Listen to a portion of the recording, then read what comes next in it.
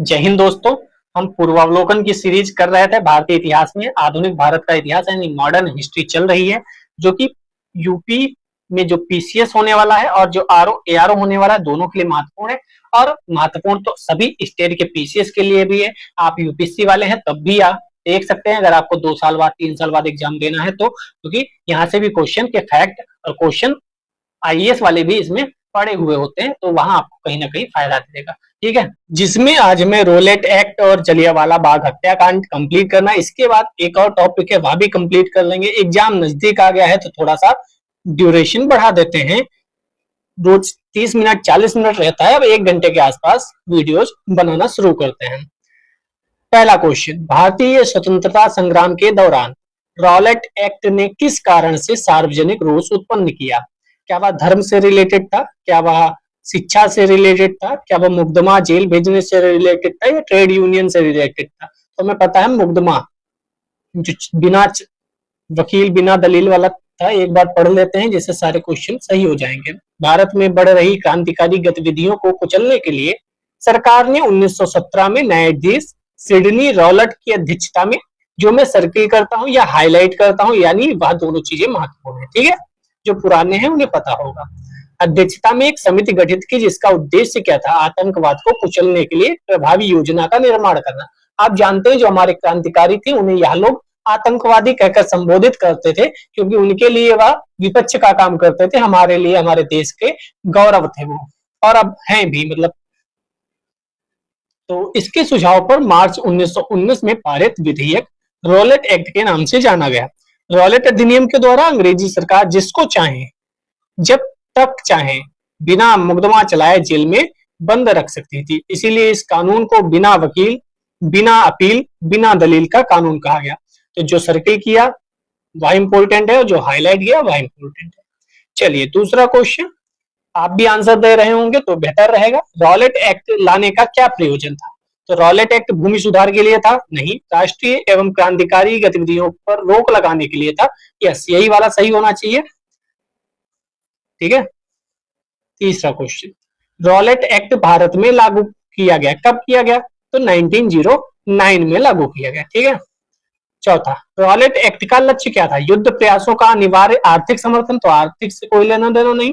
बिना मुकदमा चलाए बंदी बनाना और मुकदमों की सुनवाई करना, यही आंसर रॉलेट एक्ट का लक्ष्य हुआ करता था। ठीक है, आईएएस 2012 में भी क्वेश्चन पूछा गया। ये क्वेश्चन बढ़िया है, आईएएस 2015 में पूछा गया। 5th नंबर, रॉलेट सत्याग्रह के संदर्भ में निम्नलिखित में से कौन सा कथन सही है? सही है या गलत, ये सर्किल कर लिया कीजिए, क्योंकि यहाँ पे फंसाया जाता है। रॉलेट अधिनियम सेडिसन कमेटी की सिफारिश पर आधारित था। क्या सेडिसन कमेटी था? रॉलेट सत्याग्रह में गांधी जी ने होम रूल लीग का उपयोग करने का प्रयास किया। क्या गांधी जी ने होम रूल लीग का उपयोग किया था? साइमन कमीशन के आगमन के विरुद्ध हुए प्रदर्शन रॉलेट सत्याग्रह के साथ साथ हुए। तो साइमन कमीशन के आगमन का विरोध क्या 1919 में हुआ था? तो कौन सा सही होगा? 1 और 2 सही होंगे। क्यों? क्योंकि साइमन कमीशन तो 1927 के आसपास आया था। 1928, 3 फरवरी 1928 में आया था, तो उससे कोई लेना देना नहीं था। चलिए 6th नंबर क्वेश्चन, जब रॉलेट एक्ट पारित हुआ था उस समय भारत का वायसराय कौन था? क्या रीडिंग था, वेवेल था, इरविन था, चेम्सफोर्ड था? तो चेम्सफोर्ड उस समय वायसराय था, 1916 टू 1921। ठीक है, 7 नंबर क्वेश्चन, रॉलेट एक्ट किस वायसराय के काल में पारित हुआ? तो अभी ये देखा था हमने, चेम्सफोर्ड हुआ करता था। देखो आइए 2008 में पूछा और आरओ एआरओ ने 2014 में कॉपी कर लिया। लगभग सेम क्वेश्चन है, इरविन की जगह इन्होंने हार्डिंग और वेबल की जगह मिंटोर लिखकर बाकी कॉपी पेस्ट मार दिया। चलिए 8 नंबर क्वेश्चन, रॉलेट एक्ट का भारतीय राष्ट्रीय कांग्रेस ने विरोध किया। ठीक है, क्योंकि इसका लक्ष्य क्या था? राष्ट्रीय कांग्रेस को प्रतिबंधित करना? नहीं। सांप्रदायिक प्रतिनिधित्व? नहीं। देशद्रोह के आरोप में नेताओं को बंदी बनाना? नहीं। वैयक्तिक स्वतंत्रता को सीमित करना, ये इसका मुख्य उद्देश्य था। हालांकि आप ए और डी में कंफ्यूज अवश्य होंगे, लेकिन इसका ए वाला आंसर ज्यादा सही है। चलिए 9 नंबर को क्वेश्चन देख लेते हैं। देखो छत्तीसगढ़ 2023 में पूछा गया, कॉपी पेस्ट हो सकता है सीधे। यस, रॉलेट सत्याग्रह के बारे में निम्नलिखित कथनों पर विचार कीजिए। रॉलेट सत्याग्रह ब्रिटिश सरकार के खिलाफ पहला अखिल भारतीय संघर्ष साबित हुआ, हालांकि वह काफी हद तक शहरों तक ही सीमित था। क्या यह पहला अखिल भारतीय संघर्ष था? दूसरा, रॉलेट एक्ट ने अभिव्यक्ति की स्वतंत्रता जैसे मौलिक अधिकारों पर अंकुश लगाया, पुलिस की शक्तियों को मजबूत किया। तो कौन सा सही होना चाहिए? एक और दो दोनों सही है, क्योंकि रॉलेट एक्ट सत्याग्रह जो हुआ वो आप जानते हैं काफी एरिया में कवर हुआ था, उधर पंजाब से लेकर नीचे तक। और आपको यह भी ध्यान रखना है कि मैं जैसे अंडरलाइन कर रहा हूँ, सर्किल कर रहा हूँ, ये आपको यह भी देखना है, ये सिर्फ पढ़ते रहना नहीं है। मैं कहाँ सर्किल कर रहा हूँ, कहाँ पर सर्किल करना चाहिए, कहाँ पर फंसाया जा सकता है, ये सब चीजें भी आप सीखते रहिए अगर नए हैं तो प्रथम विश्व युद्ध को वरदान मानते हुए भारत में क्रांतिकारी गतिविधियां शुरू हो गई थी, तो उससे कुचलने के लिए अध्यक्षता में बढ़िया से पारित किया, और इसमें कुछ संदेह मात्र के आधार पर ठीक है सुनवाई उड़वाई ठीक है। जैसे आज के समय में अगर पुलिस आपको उठा ले जाए या हमें उठा ले जाए बिना कारण बताए, बिना कोई सबूत के, और कोर्ट में पेश ना करे 24 आवर्स के आगे ज्यादा, तो उस पर मानहानि का भी मुकदमा हो सकता है, उस पर मानवाधिकार का भी हनन का मामला चल सकता है, बहुत कुछ पुलिस को झेलना पड़ेगा। लेकिन ये अंग्रेज थे, इन्होंने ऐसे ही कर दिया कि किसी को भी उठा लो, कोई फर्क नहीं पड़ता। लेकिन आज के समय में आप जानते हैं 24 घंटे के अंदर कोर्ट में पेश करना अनिवार्य है, मजिस्ट्रेट के सामने पेश करना अनिवार्य है। अब बताइए उस 24 घंटे में यात्रा का समय शामिल होता है या नहीं शामिल होता है? ये कमेंट सेक्शन में बताइएगा। नहीं बताएंगे लेकिन आपके दिमाग में बुद्धि तो खुली होगी कि कमेंट सेक्शन में बताना अनिवार्य नहीं है, लेकिन आपके दिमाग में ये ओपन जरूर हो गया होगा कि 24 घंटे जो होते हैं वो क्या यात्रा काउंट होता है उसमें या नहीं होता है? नहीं पता तो कमेंट करना, मैं बता दूंगा। अखिल भारतीय राजनीति में गांधी का पहला साहसिक कदम क्या था? तो साहसिक कदम का मतलब आप जानना चाह रहे हैं बड़ा जो आंदोलन हुआ, तो रॉलेट सत्याग्रह बड़ा आंदोलन हुआ, बाकी तो हुए ही थे, लेकिन बड़ा आंदोलन रॉलेट था। 11 नंबर क्वेश्चन, रॉलेट एक्ट के विरोध में किसने लगान ना देने का आंदोलन चलाने का सुझाव दिया? कि अगर लगान ना दो, तो ये स्वामी श्रद्धानंद, इनको हमने कल पढ़ा था, इंपॉर्टेंट पर्सनालिटी है इंडियन हिस्ट्री के लिहाज से, बिहार में ये कार्यरत थे। ठीक है, ठीक है। 12 number, the anarchical and revolutionary crime act 1919 को सामान्य बोलचाल में कहा जाता है। तो आप जो चैप्टर पढ़ रहे हैं वही कहा जाता है, लेकिन ये ध्यान रखिएगा अगर वहां आएगा तो वहां नहीं पता होगा कि किस चैप्टर का है, वहां तो यह भी नहीं पता होगा किस सब्जेक्ट का है, लेकिन ये आंसर देखकर आप ध्यान जाएंगे ऑप्शन देखकर कि हिस्ट्री का है। लेकिन ये ध्यान रखिए इंपॉर्टेंट है, सिंपल क्वेश्चन है, लेकिन पूछ दिया तो फंस सकता है, और ये यूपीएससी ने पूछा है 1996 में। 13 नंबर क्वेश्चन, कौन सी महत्वपूर्ण घटना जलियांवाला बाग नरसंहार के तुरंत पूर्व घटी थी? तो इसी की वजह से रॉलेट एक्ट बना था, उसी रॉलेट एक्ट मार्च 1919 में लागू किया गया। डेट बहुत इंपॉर्टेंट है। इसके विरुद्ध गांधी जी ने 6 अप्रैल 1919 को देशव्यापी हड़ताल का आयोजन किया। ध्यान रखिएगा हड़ताल का। जलियांवाला बाग अमृतसर में 13 अप्रैल 1919 को शांतिपूर्ण जनसभा में ब्रिगेडियर जनरल डायर ने नरसंहार कराया था, सबको पता है, एक बार जाना भी चाहिए जलियांवाला बाग हत्याकांड जहां हुआ था। जलियांवाला बाग असहयोग आंदोलन वर्ष 1920 में, सांप्रदायिक अवार्ड 1932 में और साइमन कमीशन 1928 में आया था। ये सब उसके बाद की घटनाएं हैं। असहयोग आंदोलन का भी कहीं ना कहीं जलियांवाला बाग हत्याकांड से जुड़ा हुआ है। आप ये बताओ डायर, जनरल डायर जो था, उसे ब्रिटेन में किसने जाकर मारा था? ये हम पिछली वीडियोज में पढ़ चुके हैं। अगर आप नए हैं तो शुरू से देखिए, 21वीं वीडियो है आधुनिक भारत का इतिहास। थोड़े थोड़े छोटे हैं वीडियो, क्योंकि लंबे वीडियो आप लोग पसंद नहीं करते थे, इसीलिए मैंने छोटे वीडियो बनाना शुरू किया, आधा घंटा 40 मिनट का। अगर आप उसको देख लेंगे तो 2-3 दिन में आप कंप्लीट कर सकते हैं। ठीक है, और इसके बाद पॉलिटी अगर आप कहेंगे, कमेंट नहीं करते इसीलिए मैं पढ़ाता नहीं हूँ, आप कमेंट करेंगे तो साइंस और पॉलिटी जो भी कहेंगे वो शुरू हो जाएगी। जलियांवाला बाग हत्याकांड हुआ, तो जलियांवाला बाग हत्याकांड डेट पूछ दी गई, 13 अप्रैल 1919 को हुआ। 15, जलियांवाला बाग नरसंहार किस गांधीवादी सत्याग्रह के संबंध में हुआ? तो किसके संबंध में हुआ? रॉलेट सत्याग्रह। वही क्वेश्चन रिपीट हो रहे हैं, इसीलिए पीवाईक्यू अगर आप लगा लेते हैं तो आपका रिवीजन भी हो जाता है और टेस्ट भी हो जाता है साथ में। 1919 भारतीय इतिहास में क्यों प्रसिद्ध है? जलियांवाला बाग त्रासदी।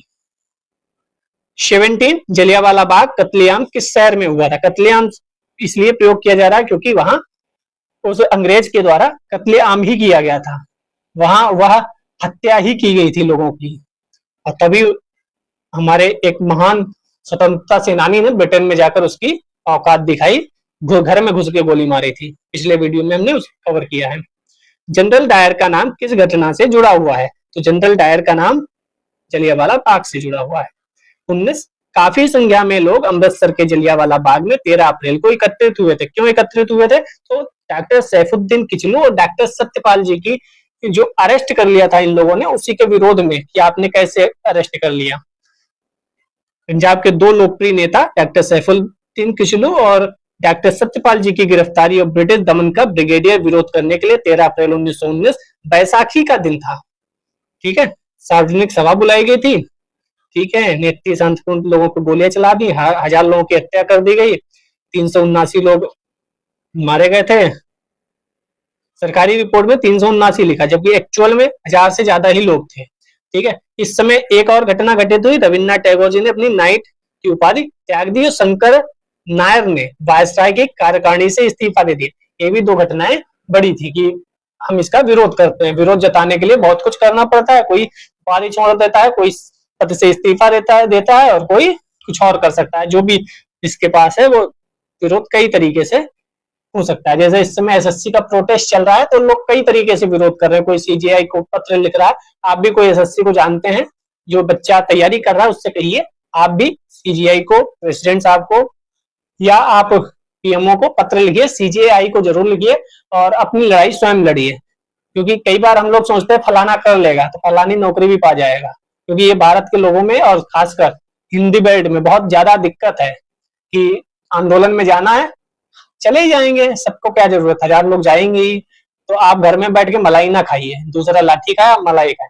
आप भी थोड़ा प्रयास कीजिए, आप भी विरोध जताने का हुनर रखिए। ठीक है, और मैं समीक्षा अधिकारी और यूपीपीसीएस वालों का धरना जो प्रयागराज में चल रहा था कुछ दिन पहले, देखो कैसे लड़के बैठे रहे जब तक समीक्षा अधिकारी का कैंसिल नहीं हुआ पेपर। तो ऐसे लड़ना पड़ता है हिम्मत। चलिए, जलियांवाला बाग में प्रदर्शन के लिए क्यों लोग जमा थे? तो क्यों लोग जमा थे? किचलू और सत्यपाल के बंदी बनाने के विरोध प्रदर्शन में लोग जमा हुए थे। ठीक है, 21 नंबर क्वेश्चन, 30 मई 1919 को अपना ऑनर भारत सरकार को लौटाने वाले कौन व्यक्ति थे? वही रविन्द्रनाथ टैगोर। अब इसको घुमा के क्वेश्चन पूछा गया, लेकिन आपको समझ में आना चाहिए, नाइट की उपाधि लौटा दी थी।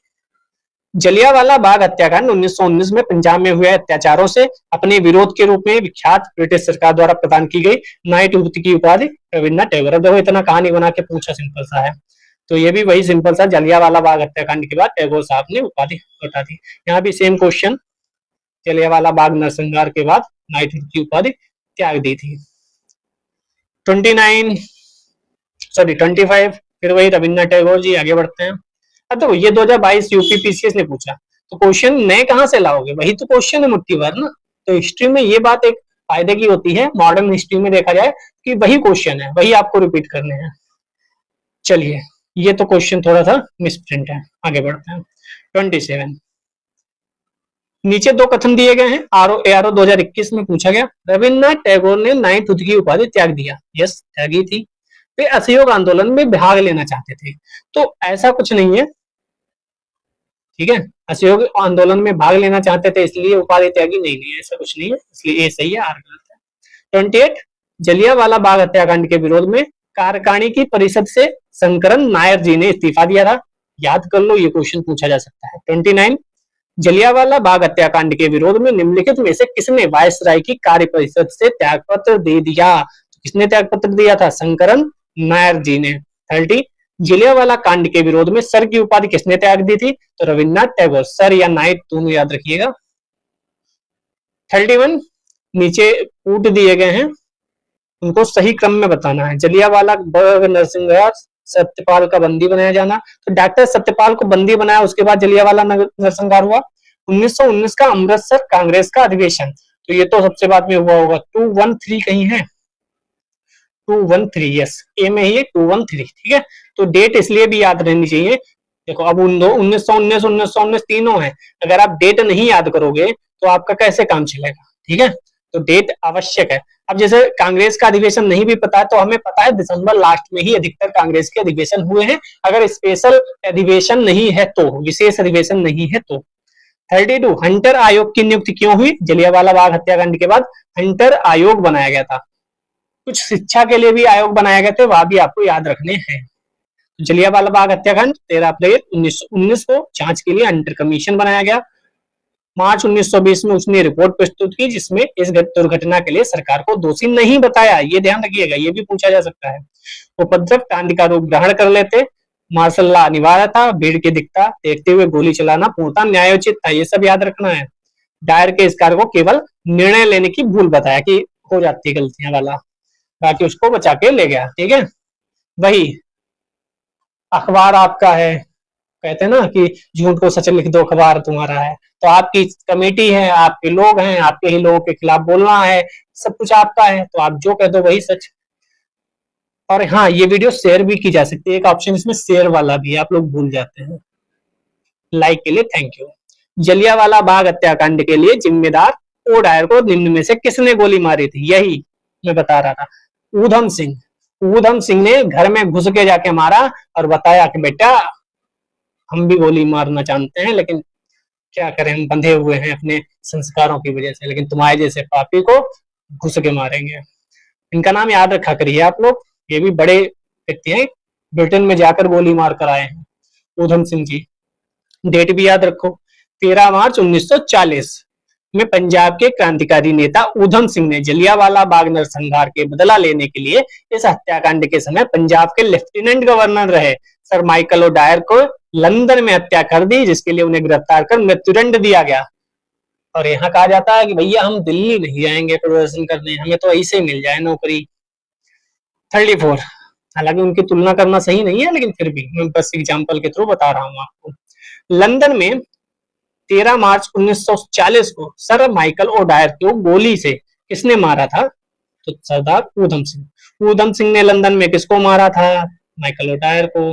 ये ध्यान रखिएगा, जनरल डायर को नहीं मारा था, यहाँ पे फंसोगे आप। जनरल डायर नहीं, माइकल ओ डायर, समझ गए? जनरल डायर भी था, माइकल ओ डायर भी था, मारा किसको था? सर माइकल ओ डायर को। कांग्रेस जांच समिति की रिपोर्ट प्रारूप लिखने का कार्य किसे सौंपा गया था? तो महात्मा गांधी जी को सौंपा गया था, ये भी इंपॉर्टेंट है। जलियांवाला बाग नरसंहार पर कांग्रेस जांच समिति की रिपोर्ट के प्रारूप लिखने का कार्य महात्मा गांधी जी को सौंपा गया था। कब? 13 अप्रैल 1919 में जो घटना हुई उसके जांच रिपोर्ट। 37, 1919 में जघन्य जलियांवाला बाग कांड के समय भारत का वायसराय कौन था? चेम्सफोर्ड, अभी देखकर आए थे, 1921 तक रहा था ये, इसलिए मांटेग्यू चेम्सफोर्ड रिफॉर्म बोले जाते हैं, 1919 में अधिनियम आया था। निम्नलिखित घटनाओं में से किस एक को मांटेग्यू ने निवारक हत्या के नाम से विशेषीकृत किया? तो जलियांवाला बाग का नरसंहार जो था उसे निवारक हत्या के नाम से विशेषीकृत किया। ठीक है, ये भी ध्यान रखो। दीनबंधु CF एंड्रूज ने इस हत्याकांड को जानबूझकर की गई क्रूर हत्या कहा था, तो इनका भी नाम याद रखिएगा। 39, निम्नलिखित में से किसके कारण सार्वजनिक रोष की लहर उभरी जिसके फलस्वरूप जलियांवाला बाग में ब्रिटिश द्वारा नरसंहार की घटना घटी? तो ये रॉलेट एक्ट था। ठीक है, बाकी ये सब हम लोग पढ़ के आए ही होंगे। ठीक है, अब चलते हैं खिलाफत आंदोलन। नए हैं तो सब्सक्राइब कर ही लिया होगा। चलिए, पहला क्वेश्चन बिना समय गवाए आपके स्क्रीन पर। निम्नलिखित में से किसने खिलाफत आंदोलन का प्रारंभ किया था? नीचे दिए गए कूट को कूट दीजिए, मतलब नीचे गए कूट से सही उत्तर का चयन कीजिए। शौकत अली, शरीयतुल्लाह, मोहम्मद अली, अबुल कलाम आजाद। तो अबुल कलाम आजाद थी तो नहीं होंगे, ऐसा सोचा था ना? नहीं, वो भी थे। शौकत अली, मोहम्मद अली, अबुल कलाम आजाद, शरीयतुल्लाह का कोई लेना देना नहीं था। खिलाफत आंदोलन भारत में मुख्यतः मुसलमानों द्वारा चलाया गया राजनीतिक धार्मिक आंदोलन था। इस आंदोलन का उद्देश्य तुर्की में खलीफा के पद की पुनः स्थापना कराने के लिए अंग्रेजों पर दबाव बनाना था। आप लोगों ने इसको पढ़ा होगा अच्छे से। कमेटी में शौकत अली, मोहम्मद अली, अबुल कलाम आजाद, हकीम अजमल खान, ये इंपोर्टेंट है, हसरत मोहानी भी इंपोर्टेंट है, डॉक्टर अंसारी भी इंपोर्टेंट है, जितने भी नाम है सभी इंपोर्टेंट है। और सबसे इंपोर्टेंट जो है वह आगे आएगा। खिलाफत आंदोलन प्रारंभ करने का श्रेय मुख्यतः अली बंधुओं शौकत अली और मोहम्मद अली को जाता है। हाजी शरीयतुल्लाह 19वीं सदी के फराइजी आंदोलन के संस्थापक थे, तो इनका भी नाम याद रख लो, ये फराइजी आंदोलन के संस्थापक थे। एक जो और इम्पोर्टेंट है लाइन आगे आ जाएगी, वह मैं बता दूंगा। खिलाफत आंदोलन के प्रमुख नेता निम्नलिखित में से कौन थे? कौन से थे? मोहम्मद अली और शौकत अली। क्यों? क्योंकि इन्होंने ही इसको प्रारंभ किया था? तो मोहम्मद अली, शौकत अली का नाम सबसे ऊपर रखेंगे। थर्ड, खिलाफत आंदोलन के मुख्य उद्देश्य निम्नलिखित में से कौन कौन से हैं? भारत के मुसलमानों में ब्रिटिश विरोधी भावना उत्पन्न करना, मुस्लिम समाज का सुधार करना, पृथक निर्वाचन मंडल की मांग और खिलाफत का रक्षण। पृथक निर्वाचन मंडल की मांग तो बहुत पहले ही हो चुकी थी, तो ये तो नहीं होना चाहिए ना। ऑटोमन साम्राज्य की रक्षा और खिलाफत का रक्षण, तो डी वाला आंसर सही है, 1 और 4। 4 वाला तो सिंपल, ऑटोमन साम्राज्य तुर्की वाला वो है ही। ब्रिटिश जो विरोधी भावना उत्पन्न करना वह भी है। समाज का सुधार, निर्वाचक मंडल, इसका कोई लेना देना नहीं था, ये तो सब हो ही चुका था। तो इसमें जो महत्वपूर्ण है वह कुछ महत्वपूर्ण नहीं, हम सब देख आए हैं। चलिए 4 नंबर, 1919 में अखिल भारतीय खिलाफत सम्मेलन का अध्यक्ष किसे चुना गया था? यही लाइन सबसे महत्वपूर्ण है। महात्मा गांधी जी को इसका अध्यक्ष चुना गया था। तो शौकत अली, मोहम्मद अली ने शुरुआत की थी, महात्मा गांधी जी को इसका अध्यक्ष चुना गया था। 23-24 नवंबर 1919 को होने वाले खिलाफत कमेटी के सम्मेलन में 24 नवंबर को अध्यक्षता महात्मा गांधी को प्रदान की गई थी। ठीक है, गांधी जी ने इसे हिंदू मुस्लिम एकता का स्वर्णिम अवसर के रूप में देखा। 100 वर्षों में भी नहीं प्राप्त हो सकता था, ऐसा इन्होंने सोचा। ठीक है, 5 नंबर क्वेश्चन, महात्मा गांधी ने खिलाफत आंदोलन का समर्थन क्यों किया? क्यों किया होगा? क्योंकि वह गांधी जी ने अंग्रेजों के खिलाफ अपने आंदोलन में भारतीय मुसलमानों का सहयोग प्राप्त करना चाहते थे, और चाहते थे कि ये भी लोग आ गए और हम लोग भी दोनों मिलकर अच्छे से ब्रिटिश की पैंड बजाते हैं। लेकिन फिर हुआ क्या, आप सब जानते हैं। 6 नंबर क्वेश्चन, खिलाफत आंदोलन को समर्थन दिया था, किसने समर्थन दिया था? तो गांधी जी ने समर्थन दिया था। 7, किसने खिलाफत आंदोलन को हिंदुओं और मुसलमानों की एकता के एक अवसर के रूप में बताया? तो महात्मा गांधी जी ने बताया। 8 नंबर क्वेश्चन, निम्नलिखित में से किस एक ने खिलाफत आंदोलन के दौरान हाजिब उल मुल्क की पदवी त्याग दी थी? इसने क्या त्यागी थी? हकीम अजमल खान ने पदवी त्याग दी थी। 1908 में ब्रिटिश सरकार ने उन्हें इस पदवी को प्रदान किया था। 9 नंबर क्वेश्चन, गांधी जी को किसने संविधान किया था कि मुस्लिम धार्मिक नेताओं और उनके अनुयायियों के कट्टरपन को प्रोत्साहित ना करें? कौन इतना दूरदर्शी व्यक्ति था? वह थे मोहम्मद अली जिन्ना। समझ रहे हो आप? गांधी जी को किसने सावधान किया था? मुस्लिम धार्मिक नेताओं और उनके अनुयायियों के कट्टरपन को प्रोत्साहित ना करें। ये कौन बोल रहा था एक समय में? मोहम्मद अली जिन्ना। और जस्ट 20 साल बाद क्या हुआ? अभी कहा जाता है कि ना कोई परमानेंट दोस्त और ना परमानेंट दुश्मन। आप जियोपॉलिटिकल यानी विश्व की जो राजनीति है उसको समझ रहे होंगे। मोहम्मद अली जिन्ना जब वे राष्ट्रवादी हुआ करते थे, एक समय ऐसा भी था, खिलाफत आंदोलन को देश की स्वतंत्रता के आंदोलन से जोड़ने के विरोधी थे। उन्होंने गांधी जी को राजनीति में धर्म को न लाने की सलाह दी थी। ऐसे ही एक किसी ने कह दिया था कहीं कि मोहम्मद अली जिन्ना देश के लिए बढ़िया आदमी हुआ करते थे, बात को भटक गया रास्ते से और उन्होंने 2 राष्ट्र सिद्धांत की वकालत की। अब किसी ने उतनी ही क्लिप चला दी कि मोहम्मद अली जिन्ना बढ़िया हुआ करते थे। अब वही दिक्कत है ना कि आप 2 सेकंड की बात को चला के उस आदमी को जज कर रहे हैं। तो आपके पास भी कोई छोटी मोटी क्लिप आ जाए तो आप पढ़ने लिखने वाले लोग हो, थोड़ा सा सतर्क रहा करिए। ठीक है, 10 नंबर क्वेश्चन, निम्नलिखित में से किसने महात्मा गांधी की खिलाफत आंदोलन में भागीदार की भत्सना की थी? एम ए जिन्ना, मोहम्मद अली जिन्ना। इनको तो लगाते ही नहीं जिनको पता नहीं होता, वो कहते ये तो होंगे नहीं, बाकी किसी को लगा दो। अबुल कलाम आजाद को लोग लगा देते, कहते ये तो भारत में ही रहते बात को। ठीक है, चलिए 11 नंबर, निम्नलिखित में से खिलाफत आंदोलन का परिणाम कौन था? क्या था परिणाम? हिंदू मुस्लिम मतभेदों में कमी आई थोड़ी सी कुछ समय के लिए। 12 नंबर क्वेश्चन, वह व्यक्ति जिसने 4 अप्रैल 1919 को दिल्ली की जामा मस्जिद के प्रवचन मंच से हिंदू मुस्लिम एकता पर भाषण दिया, किसने दिया था? स्वामी श्रद्धानंद ने दिया था। इन्होंने भाषण दिया था। इंपॉर्टेंट क्वेश्चन है, क्योंकि ये क्वेश्चन आ गया तो तोते उड़ जाएंगे। 4 अप्रैल 1919 दिल्ली की जामा मस्जिद के प्रवचन मंच से स्वामी श्रद्धानंद ने हिंदू मुस्लिम एकता पर लगभग 30,000 मुस्लिमों के समक्ष भाषण दिया था। 13 नंबर क्वेश्चन, कांग्रेस के खिलाफ आंदोलन का समर्थन किया मुख्यतः। कांग्रेस ने खिलाफत आंदोलन का समर्थन किया मुख्यतः खलीफा की पुनः स्थापना के लिए, खलीफा को हटाने के लिए, मुसलमानों की सहानुभूति प्राप्त करने के लिए, कांग्रेस में जिन्ना को फांसी पर लाने के लिए। तो कौन सा आंसर सही होना चाहिए? इसका आंसर 1 और 3 सही होना चाहिए। खलीफा की पुनः स्थापना और मुसलमानों की सहानुभूति प्राप्त करने के लिए। बहुत कुछ तो बोल नहीं पाते हैं लोग, और हम भी, क्योंकि आप तो क्लिप काट के चला दोगे। कांग्रेस ने खिलाफत आंदोलन का समर्थन खलीफा की पुनः स्थापना के लिए तथा मुसलमानों की सहानुभूति पाने के लिए किया था। ठीक है, जब मुसलमानों के महत्वपूर्ण हित खतरे में हो, तब यदि हिंदू उनसे दूर रहे तो हिंदू मुस्लिम एकता के बारे में कांग्रेस का कोई अर्थ नहीं रहेगा। कई बार साइलेंस ज्यादा इंपॉर्टेंट होता है। निम्नलिखित में से किस भारतीय नेता ने खिलाफत आंदोलन का समर्थन नहीं किया था? कौन सा व्यक्ति था जिसने नहीं किया था? मदन मोहन मालवीय जी ने खिलाफत आंदोलन का समर्थन नहीं किया था। कई बार मदन मोहन मालवीय जी ने विरोध किया था। 1915 में जो लखनऊ पैक्ट हुआ था, जब मुस्लिम लीग मिल रही थी, तब भी मदन मोहन मालवीय जी ने कहा था ये बात ठीक नहीं है, आप उनको समर्थन देते जा रहे हो, ये एक दिन बहुत ज्यादा समस्या उत्पन्न करेगा। और सच में लास्ट में समस्या उत्पन्न हुई।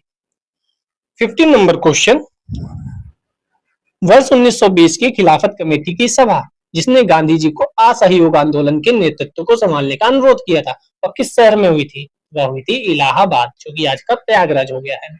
1920 में जो कमेटी अंग्रेजी हुकूमत के खिलाफ असहयोग आंदोलन छेड़ने की सलाह दी, 1920 में खिलाफत कमेटी ने इलाहाबाद में इस सलाह को स्वीकार किया।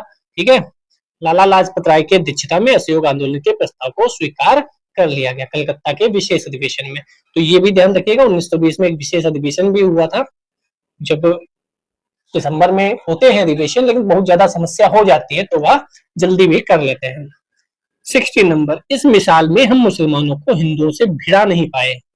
कौन सी एक घटना से एचिंसन के इस कथन का संदर्भ संबंध है? 1857? नहीं, 1857 कहाँ? चंपारण? नहीं, खिलाफत और असहयोग आंदोलन, वहां पे दोनों एक हो गए, तो एचिंसन जो था उसे समस्या हो गई। 17, 1921 का मोपला आंदोलन शाखा थी, किसकी शाखा थी? खिलाफत आंदोलन की ही शाखा थी। मोपला आंदोलन भी पढ़िएगा, थोड़ा सा आगे आएगा तो मैं पढ़ा ही दूंगा, या पीछे हो चुका होगा शायद वीडियो में, याद भी नहीं किया क्या क्या पढ़ चुके हैं हम लोग। बहुत कुछ पढ़ चुके हैं, अब अंतिम वीडियोज की तरफ है, ये लगभग खत्म कर लेंगे। इसके बाद कौन सी क्लास चाहिए आपको वो बता दीजिएगा। असहयोग आंदोलन भी आज ही करेंगे, अभी असहयोग आंदोलन भी करते हैं। ठीक है, चलिए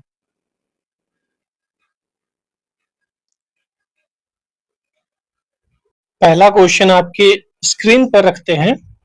निम्नलिखित में से किसने 1920 के नागपुर के भारतीय राष्ट्रीय कांग्रेस के अधिवेशन में असहयोग प्रस्ताव को प्रस्तावित किया था? देखो, अध्यक्ष अलग व्यक्ति था, प्रस्तावित अलग व्यक्ति ने किया था। प्रस्तावित किसने किया था? सीआर दास जी ने। और 1920 में नागपुर अधिवेशन की अध्यक्षता किसने की थी? तो अभी हम आगे पढ़ेंगे। विशेष अधिवेशन की अध्यक्षता किसी और ने की थी, और जो मेन अधिवेशन दिसंबर में होता है उसकी अध्यक्षता किसी और ने की थी। पढ़िए, महत्वपूर्ण चीज यहाँ से शुरू हो गई है, कंसंट्रेट होकर पढ़िएगा।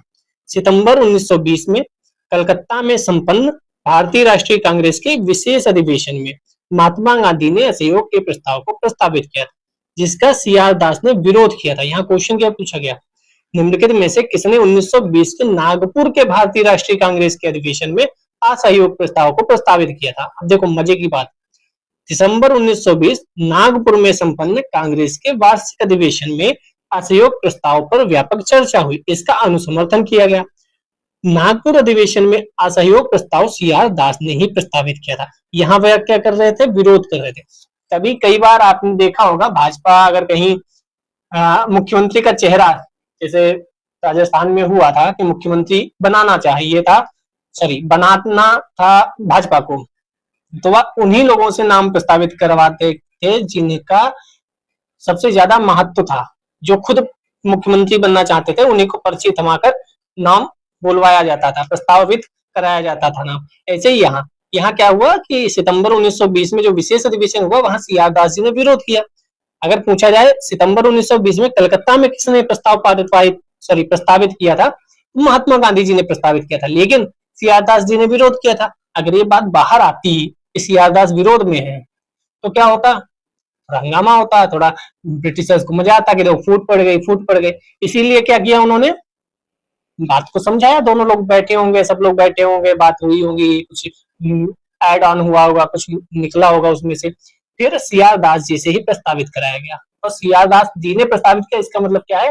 अंदर सब सही चल रहा है। इसलिए भारतीय जनता पार्टी कहीं अगर मुख्यमंत्री बनाती है नए चेहरे को, तो वहां जो सबसे ज्यादा महत्वपूर्ण व्यक्ति होता है मुख्यमंत्री बनने की रेस में, सबसे ज्यादा आगे होता है, उसी से नाम प्रस्तावित कराया जाता है। चाहे मध्य प्रदेश में शिवराज सिंह चौहान जी से नाम प्रस्तावित कराया गया हो, या राजस्थान में मैडम जी से प्रस्तावित कराया गया हो। ठीक है, तो ये इतिहास हमें सिखाता है, यहाँ से ही तो सीखा होगा कुछ ना कुछ कि वह प्रस्तावित कर रहे हैं बड़े होकर, इसका मतलब अंदर कुछ कलह नहीं चल रही है। दूसरा, भारतीय राष्ट्रीय कांग्रेस ने पहला असहयोग आंदोलन किस वर्ष शुरू किया था? तो इसमें कोई दो राय नहीं होनी चाहिए, 1920 में। 1920 में कलकत्ता और नागपुर दोनों हम लोगों ने देख लिया। नागपुर अधिवेशन की अध्यक्षता किसने की थी, ये भी आगे देखेंगे। तीसरा, भारतीय राष्ट्रीय कांग्रेस ने असहयोग आंदोलन किस वर्ष प्रारंभ किया? 1920, कोई बताने वाली बात है नहीं।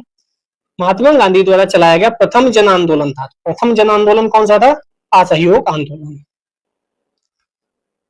बाकी तो चंपारण वगैरह किए थे, लेकिन जन आंदोलन जो था जिसमें बहुत बड़ी संख्या में व्यक्तियों का जमावड़ा था, वह असहयोग आंदोलन था। खिलाफत के प्रश्न पर असहयोग आंदोलन कब शुरू हुआ? तो ये 1920। कई बार देखो क्वेश्चन पूछ लिया गया है। जो कलकत्ता में हुआ था अधिवेशन, उसकी अध्यक्षता लाला लाजपत राय जी ने की थी। हम पहले भी देख आए थे, यहाँ भी देख लिए। ठीक है। 6, निम्न में से कौन सा एक असहयोग आंदोलन को प्रारंभ करने का कारण नहीं था? खिलाफत का प्रश्न, नमक कानून, पंजाब में अत्याचार, रॉलेट एक्ट। तो नमक कानून इस समय कोई बड़ी बहुत बात नहीं चल रही थी, मेनली बाकी सब चल रहा था। 7, भारतीय राष्ट्रीय कांग्रेस का सितंबर 1920 में कलकत्ता में जो अधिवेशन आयोजित किया गया, असहयोग आंदोलन का प्रस्ताव किया गया, उसके अध्यक्ष कौन थे? तो अभी हम लोगों ने देखा था लाला लाजपत राय जी उसके अध्यक्ष बनाए गए थे। गांधी जी ने असहयोग आंदोलन कब प्रारंभ किया? 1920 में प्रारंभ किया। सेम क्वेश्चन है, स्पीड में भागेंगे थोड़ा सा। ठीक है, ये चाहे तो ये याद कर लो। असहयोग आंदोलन के दौरान ही मोतीलाल नेहरू, लाला लाजपत राय, सरदार वल्लभ भाई पटेल, जवाहरलाल नेहरू, राजेंद्र प्रसाद न्यायालय का बहिष्कार कर आंदोलन में कूद पड़े थे। यहीं से चीजें बदली थी। 9, एक वर्ष में स्वराज का नारा गांधी जी ने कब दिया? तो ये दिया था असहयोग आंदोलन के समय। एक वर्ष में स्वराज लाकर दिखा देंगे, एक वर्ष में ब्रिटिशर्स को भगा देंगे, लेकिन वह एक वर्ष काफी दिन तक चला। जैसे इस बार एसएससी के प्रोटेस्ट में लोगों ने कहा एक दिन में मिल जाएगा, लेकिन ये कहा जाता है क्योंकि जोश भर जाए कि हम एक दिन में करके दिखा दें,